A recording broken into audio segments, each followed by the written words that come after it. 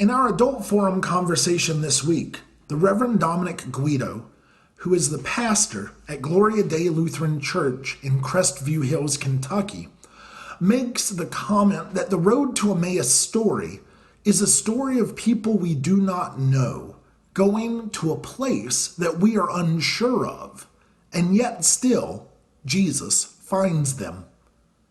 How fitting is this comment for the time that we find ourselves living in today? Both nationally and around the world, we are all traveling in virtual spaces like never before, with millions of people we do not know, headed to a future that we are still unsure of. And yet, today we are reminded, and as Christians we celebrate, that Jesus finds us. We celebrate that gospel truth, that Jesus finds us exactly where we are. It is unnerving, however, to not know where you are going. Whether you are a high school senior not knowing what college will look like in the fall, a worker who has been furloughed or let go, or even a small business owner forced to close up shop. It's also unnerving to not know where you are going in terms of the small things, the simpler task. Because in their own moments, those smaller tasks might seem perilous in the moment. My family moved from the small rural town of Fremont, North Carolina, to what seemed to be the booming metropolis of Roxborough, North Carolina, during the summer of 1997. Roxborough seemed like a metropolis to me because the population of 7,000 people was more than 7 times bigger than the community that I grew up in. And so that summer, 1997, 3 important things happened in my life. First, as I've said, it was the summer that my family moved. Second, it was also the summer that I received my driver's permit. And though I earned my permit on the familiar back roads of Fremont, now I had to survive that first year of driving in Roxborough, that great metropolis, with its drive-through food chains and a Walmart parking lot. Third and finally, 1997 was the summer I met one of my best friends in life, my buddy Jason. Jason and his family attended the same church that my family and I did. It was a small mission start, about 40 minutes outside of Roxborough on the county line. Its distance from Roxborough was because the congregation was planted halfway in between Roxborough and the much, much, much larger city of Durham, North Carolina. As it is with friends, I got to know Jason's family, and he got to know mine. Jason's brother Andy is still a dear friend of mine to this day, as are his parents, Judy and Corky, who were more or less my second parents through all of high school, because we would hang out at one another's homes on Friday nights. That first year of our friendship, our parents would drop one of us off at the other's house, and then the other set of parents would do the return trip. But then, in 1998, something changed. I turned 16, and with that milestone in life, I received the privilege to drive myself to Jason's house. Jason's parents had bought a home that backed up to a golf course. It was a lovely home, and from the family room, you could see a pond with geese that decorated the back 9.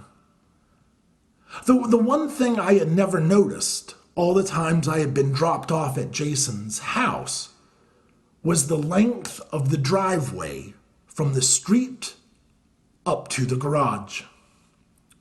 Now, I'm sure, as I think about it in hindsight, that a tape measure would clearly show that the driveway was maybe 30 to 40 yards long, if that.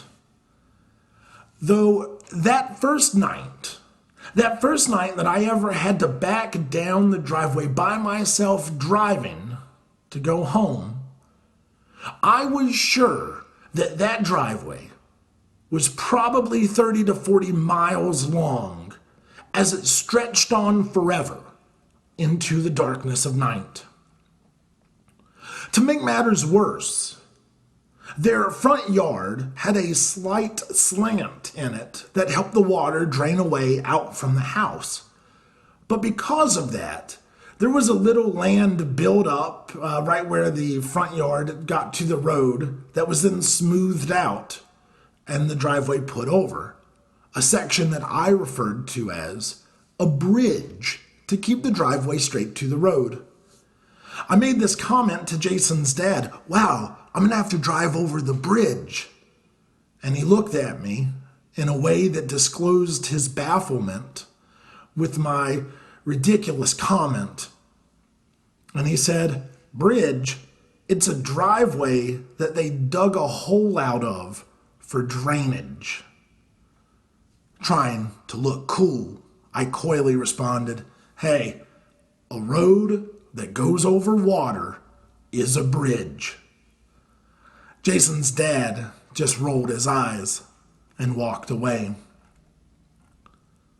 But there I was, in the darkness of night, staring down a 150-mile driveway through a rearview mirror, needing to cross a bridge that if I didn't keep it between the lines, I would surely plummet down to my end. Or worse, get stuck in a drainage ditch and have to face Jason's parents, whose front door I had just left, well, just probably 20 minutes prior. And in that amount of time, I had sat sweating in the driver's seat, staring in the rearview mirror, and saying out loud, "Oh gosh, oh gosh, oh gosh, oh gosh, oh gosh, oh gosh. Oh Lord, help me." I couldn't see the end of the driveway. I couldn't see where the end was and the road home began. It's unnerving to not know where we are going. When we can't see an end to the fear or an end to the obstacle. Those moments when we find ourselves sitting scared and saying, "Oh Lord, oh Lord, oh Lord, oh Lord."